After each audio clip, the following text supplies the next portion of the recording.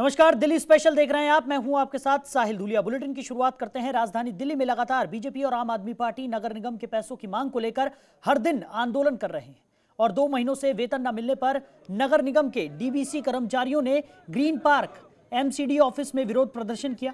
बता दें कि बीते 2 महीनों से एसडीएमसी के कर्मचारियों को वेतन नहीं मिल रहा है। वहीं मीडिया से बात करते हुए डीबीसी के कर्मचारियों ने कहा कि बीते 2 महीनों से उन्हें वेतन नहीं मिला है, जिसके चलते उनके घर में भुखमरी आ गई है।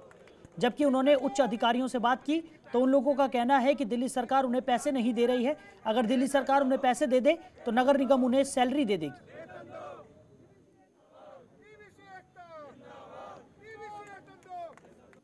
देखिए, इस विषय में हम निगम के अंदर काम कर रहे हैं। हमें ये नहीं पता कि कौन किसको पैसा दे रहा है या नहीं दे रहा, हमें उससे कोई लेना देना नहीं है।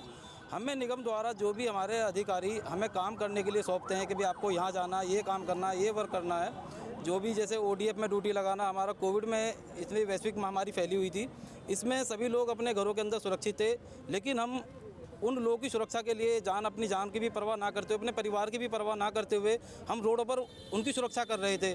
लेकिन आज हमारे साथ हमारी इतनी बदहाली की जा रही है कि हमें हमारा वेतन भी समय से नहीं दिया जा रहा है। आज हम इसलिए खड़े हैं कि आज हमारा लगातार पिछले कुछ बहुत महीनों से यहाँ पर कई महीनों से हमारा वेतन और एरियर का भुगतान नहीं किया जा रहा था, जिसके विषय में आज पूरे जोन के सभी जो कर्मचारी हैं, यहाँ डीबीसी कर्मचारी और सीएफडब्ल्यू कर्मचारी सभी इकट्ठे हुए हैं और मौजूद है कि आज अपने उनसे बातचीत भी हुई है। इस विषय पे अभी बातचीत भी हुई है अधिकारियों से। तो लगातार पिछले कई महीनों से बातचीत चलती भी आ रही थी या उसमें कि आपका लगातार बातचीत करने के बाद जब सॉल्यूशन नहीं निकला तो आज यहाँ सभी को इकट्ठा होना पड़ा। कितने लोग हैं? लगभग हमारे यहाँ पर 600 लोग हैं, जो 300 डीबीसी और 300 के आसपास ही सीएफडब्ल्यू हैं। वहीं पूर्वी दिल्ली के मेयर निर्मल जैन, स्थायी समिति अध्यक्ष सत्यपाल सिंह और नेता सदन प्रवेश शर्मा ने आज पड़पड़गंज स्थित निगम मुख्यालय में प्रेस कॉन्फ्रेंस की। इस दौरान उन्होंने दिल्ली सरकार पर जमकर निशाना साधा। उन्होंने कहा कि दिल्ली सरकार निगम के बकाया फंड को लेकर लगातार जनता को गुमराह कर रही है। सरकार ने निगमों को 938 करोड़ रुपए देने की जो घोषणा की थी, सिर्फ 141 करोड़ रुपए ही दिए गए हैं। वहीं स्थायी समिति अध्यक्ष सत्यपाल सिंह ने बताया कि आम आदमी पार्टी पूर्वी दिल्ली नगर निगम के कार्यों को हर तरीके से बाधित करने की कोशिश कर रही है। ऐसे समय में जब पूर्वी दिल्ली नगर निगम स्वच्छता सर्वेक्षण में बेहतर रैंक हासिल करने के लिए जीतोड़ मेहनत कर रहा है, तब आम आदमी पार्टी के नेता स्वच्छता संबंधी योजनाओं को बाधित कर रहे हैं ताकि शहर की रैंक खराब हो सके।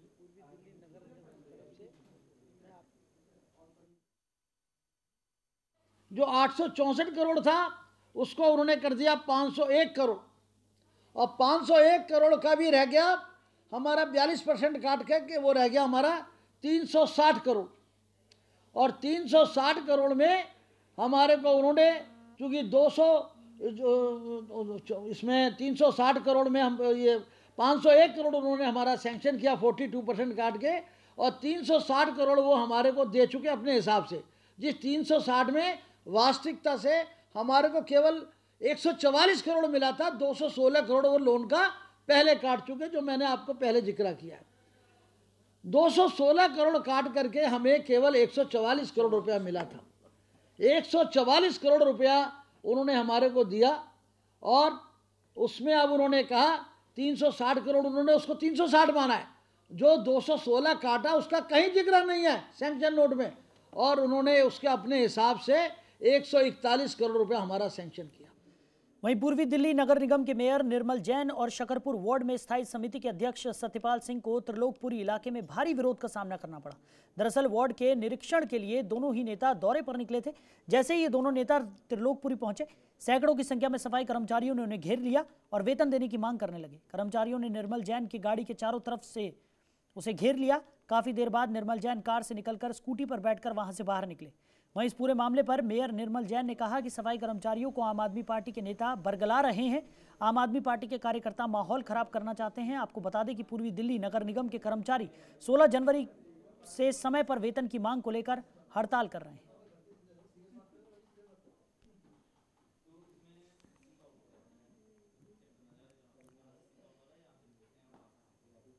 तो सरकार और किसानों के बीच बातचीत विफल होने के बाद किसान संगठन एक बार फिर 26 जनवरी की तैयारी में जुट गए हैं। जनतंत्र टीवी के राजनीतिक एडिटर आपको बता दें अखिलेश मिश्र से खास बातचीत में भारतीय किसान यूनियन के राष्ट्रीय प्रवक्ता राकेश टिकैत ने कहा कि सारे बैरियर्स तोड़कर हम हर हाल में दिल्ली की तरफ बढ़ेंगे। किसान और सरकार के बीच बातचीत टल गई है, लेकिन किसान 26 जनवरी को अपने ट्रैक्टर मार्च पे अड़ा है। हमारे साथ भारतीय किसान यूनियन के प्रवक्ता राकेश टिकैत जी। राकेश जी, अब क्या है बातचीत, आप कब करेंगे अगली, और ट्रैक्टर मार्च की लेके क्या तैयारियां हैं? दिल्ली में चलेंगे ट्रैक्टर मार्च लेके, और बातचीत का अभी टाइम नहीं हमारे पे। हाँ, तो आप बातचीत के लिए तैयार नहीं फिलहाल? अभी नहीं तैयार है, बातचीत फरवरी में करेंगे। ये ट्रैक्टर मार्च को लेकर के अगर कानून पुलिस रोकती है, आपके तमाम बैरियर्स पे रोक दिए गए हैं, किसान संगठनों को रोका गया है, आ जाएंगे, सब आ जाएंगे। यहाँ आने के लिए जितने बैरियर होंगे वे सब टूटेंगे। कोई पुलिस प्रशासन रोकेगा, अपनी जिम्मेदारी पर रोकना, ट्रैक्टर नहीं रुकेंगे। सब बैरिकेटिंग तोड़ के आगे बढ़ो दिल्ली की तरफ को। दिल्ली में आज बातचीत हो रही है दिल्ली पुलिस से, अपनी उत्तर प्रदेश पुलिस, हरियाणा पुलिस और किसान संगठन वे रास्ता दे रहे हैं हमको दिल्ली में। जो रास्ता आज संगठन बैठ के तय कर लगा प्रशासन के साथ में, उनको पूरा रास्ता बताया जाएगा, उसी रास्ते से ट्रैक्टर हमारे जाएंगे। ये कानून व्यवस्था के लिए चैलेंज नहीं है, चुनौती नहीं है? नहीं, अब तो दे रहे हैं, वे रास्ता दे दिया उन्होंने। आज तो फाइनल रास्ता देना है उनको कि कहाँ से ट्रैक्टर किस रूट से जाएंगे। बात इस पे अड़ी थी कि वो जो रूट कह रहे थे वो आपको पसंद नहीं था, आप कह रहे थे आउटर रिंग रोड ही हमें चाहिए। वो तय हो गया, वो क्या तय करेंगे, वहाँ पे कमेटी के लोग हैं और तीनों पुलिस के लोग हैं, तीनों स्टेट की पुलिस है वहाँ पे। तो आपको लगता है कि आज उन्होंने रूट दे देंगे और आप ट्रैक्टर मार्च हर हाल में निकालेंगे? हाँ, हर हाल में निकलेगा ट्रैक्टर मार्च। को रुकल लग रहा है, कौन रोकेगा ट्रैक्टर मार्च? दिल्ली में चलेगा ट्रैक्टर मार्च, बड़ा झंडा लगा के चलेंगे। हाँ, कोई रुकल लग रहा है ट्रैक्टर मार्च। ये थे राकेश टिकैत जो साफ तौर पर कह रहे थे कि हर हाल में 26 जनवरी को ट्रैक्टर मार्च जो भारतीय किसान यूनियन और किसान संगठन के लोग आयोजित कर रहे हैं वो हर हाल में निकाला जाएगा। कैमरामैन सेरा के साथ अखिलेश मिश्र, जनतंत्र टीवी, दिल्ली। वहीं राजधानी दिल्ली में गणतंत्र दिवस और किसान आंदोलन के मद्देनजर सुरक्षा चाक चौबंद कर दी गई है। कोई अप्रिय घटना ना हो, उसके मद्देनजर पूर्वी जिले के नवनियुक्त डीसीपी दीपक यादव ने सभी थानों की थाना कमेटी, आरडब्ल्यूए और हिंदू मुस्लिम एकता कमेटी के साथ बैठक की। बैठक में सुरक्षा के मद्देनजर सभी से चर्चा की गई।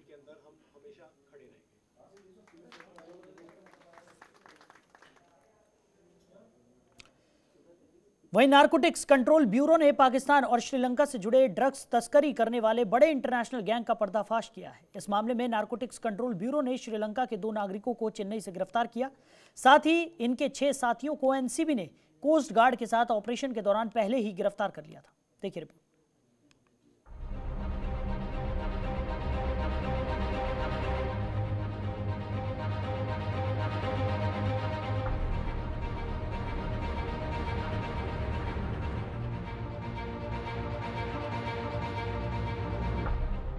अंतर्राष्ट्रीय ड्रग तस्करी का जाल पूरी दुनिया में फैला हुआ है और इस नेटवर्क को तोड़ने के लिए दुनिया भर की एजेंसियां एक दूसरे से सूचनाएं साझा भी कर रही हैं। और इसी का ठोस परिणाम उस वक्त निकला जब वरिष्ठ श्रीलंकाई अधिकारियों ने ड्रग तस्करों से जुड़ी खुफिया जानकारी भारत के नारकोटिक्स कंट्रोल ब्यूरो के साथ साझा की। एनसीबी ने ठोस सूचना मिलने के बाद कोस्ट गार्ड के साथ साझा मिशन को अंजाम देते हुए पिछले साल नवंबर में 100 किलोग्राम हेरोइन जब्त किए गए थे, जिसकी कीमत 1000 करोड़ रुपए आकी जा रही है। ये हेरोइन तस्करी सिंडिकेट पाकिस्तान और श्रीलंका पर आधारित है और इसका जाल अफगानिस्तान, ईरान, मालदीव और ऑस्ट्रेलिया तक फैला हुआ है।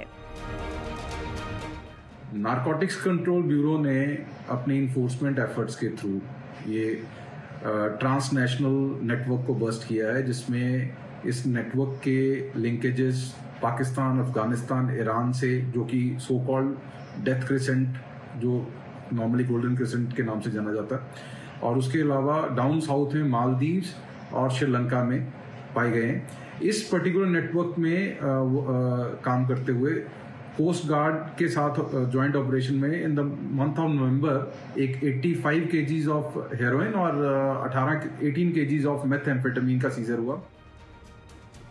एनसीबी अधिकारी ने कहा कि गिरफ्तार किए गए आरोपी एमएम नवाज और मोहम्मद अफनास चेन्नई में अपनी पहचान छिपाकर रहते थे, लेकिन एजेंसी किसी तरह से उन्हें धर दबोचने में कामयाब रही है। दरअसल 26 नवंबर 2020 को भारतीय जल सीमा क्षेत्र के करीब तूतीकोरिन बंदरगाह के पास इंडियन कोस्ट गार्ड और एनसीबी द्वारा 95.87 किलोग्राम हेरोइन और 18.32 किलोग्राम मेथेम्फेटामाइन के साथ मछली पकड़ने वाली श्रीलंकाई जहाज शेन्या दुवा को जब्त किया गया था और यहीं से कार्रवाई करने की मुख्य शुरुआत हुई। मंथ ऑफ नवंबर एक 85 केजीज ऑफ हेरोइन और 18 केजीज ऑफ मेथेम्फेटामीन का सीजर हुआ। उसी इंफॉर्मेशन पे काम फर्दर करके एनसीबी और इंडियन इंटेलिजेंस एजेंसीज ने इंफॉर्मेशन को शेयर किया विद श्रीलंका और उससे एक अनदर सीजर हुआ जो कि 100 किलो हेरोइन का सीजर हुआ। एनसीबी अधिकारी ने कहा कि एनसीबी ने इस जहाज से 5 पिस्तौल और मैगजीन भी जब्त किए थे। 6 श्रीलंकाई लोगों की गिरफ्तारी की गई जो इस वक्त न्यायिक हिरासत में हैं। अधिकारी ने आगे बताया कि रैकेट के अंतर्राष्ट्रीय ताल्लुकात होने की बात से एनसीबी वाकिफ थी, जो कि खास तौर पर अफगानिस्तान, ईरान और पाकिस्तान संग था। उन्होंने कहा कि इसलिए हम मामले की हर कड़ी की जांच बारीकी से करने लगे और जल्द ही हमें मालूम पड़ा कि इस गिरोह के 2 मुख्य व्यक्ति चेन्नई में रहते हैं, जिसको लेकर भी एक ऑपरेशन चलाया गया, जिसके बाद एनसीबी नवाज और अफनास को पकड़ने में जुट गई। तो ये पूरा नेटवर्क है। ये नेटवर्क का हेरोइन प्रोडक्शन अफगानिस्तान में है, जिसमें अफगानिस्तान इनवेरिएबली बहुत फेमस है for opium production. 80 to 90% of opium production world की अफगानिस्तान में कंसंट्रेटेड है। वहां से हेरोइन प्रोड्यूस होने के बाद ये कराची तक लाया जाता है। कराची से ये 3 डिफरेंट रूट लेता है ये इस नेटवर्क को जो एनालाइज किया जा रहा है। एक रूट जाता है श्रीलंका की तरफ, दूसरा रूट जाता है मालदीव की तरफ और तीसरा रूट जाता है Mozambique, that is known as Horn of Africa. तस्करों को पकड़ने के बाद एनसीबी के अधिकारियों को ये बात पता चली कि अफगानिस्तान से हेरोइन की खेप निकलती जो पाकिस्तान होती हुई दूसरे देशों तक सप्लाई की जाती है। एनसीबी अधिकारियों को इस बात की जानकारी मिली कि ड्रग तस्करी की सप्लाई का पूरा ताना बाना श्रीलंका की एक जेल से बुना जाता है। इसका रीजन जो एज ऑफ नाउ हमारे सामने इन्वेस्टिगेशन के दौरान आया है कि border guarding forces north western frontier की जो उनका स्ट्रिक्ट विजिल उन्होंने वहां पे मेंटेन करके रखी, इसलिए ड्रग कार्टेल्स को डाउन साउथ करवा के ट्रांजिट करवा के अपने हेरोइन को इंडिया में ट्रैफिक करना पड़ रहा है। और ये इस ऑपरेशन में पहले 6 श्रीलंकन नेशनल्स अरेस्ट हुए थे। अब उस इन्वेस्टिगेशन पे काम करते हुए बैकवर्ड ट्रैकिंग पे 2 Sri Lankan nationals staying in India, जो कि मीन्स की इलीगल स्टे था और जो कि इस पर्टिकुलर नेटवर्क के किंगपिन्स हैं, वो अरेस्ट हुए हैं। इसके अलावा इनकी इन्वेस्टिगेशन और इंटेलिजेंस डेवलपमेंट में ये भी सामने आया है कि श्रीलंका जेल एक अपने आप में एक हॉट बेड की तरह काम कर रही है इस पर्टिकुलर नेटवर्क के लिए। इस रैकेट के भांडाफोड़ के बाद भी एनसीबी की जांच लगातार जारी है और खुफिया जानकारी के आधार पर आगे के मिशन पर प्लान भी बनाया जा रहा है। एनसीबी की ये कोशिश है कि ताकि ड्रग्स की कोई भी खेप हिंदुस्तान ना भेजी जा सके और साथ ही उनके ड्रग स्मगलिंग के नेटवर्क को पूरी तरह से तोड़ दिया जाए। दिल्ली से शाहनवाज खान, जनतंत्र टीवी। खबरों के निष्पक्ष विश्लेषण के लिए सब्सक्राइब करें Jantantra TV and press the bell icon. Never miss any update.